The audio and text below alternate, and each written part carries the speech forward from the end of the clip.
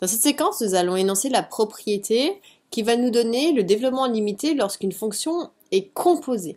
C'est-à-dire qu'on considère f une fonction qui admet un développement limité à l'ordre n de parties régulières p de x.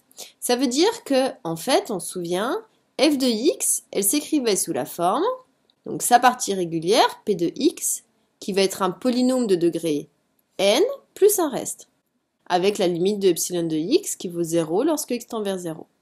Si on veut faire f de ax, eh bien on a vu, dans la séquence d'avant sur l'exemple, que cette fonction va toujours posséder un développement limité au même ordre. Toujours en 0, c'est logique puisque si x tend vers 0, a fois x va tendre vers 0. Donc le développement limité avec la composition, ça va marcher que si f est composé avec une fonction qui est de type linéaire.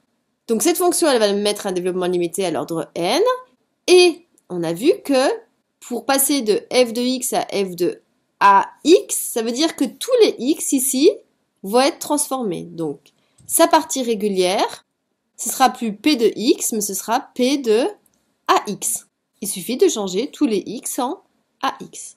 Plus, du coup, si j'écris mon développement limité, un autre reste. Donc dans ces cas-là, ça va vouloir dire, ce qu'il va falloir retenir, c'est que pour passer de a à f de ax, elle va s'écrire comme étant p de ax plus un reste, x puissance n fois bêta de x par exemple, une autre fonction, je ne cherche jamais à déterminer ces éléments-là.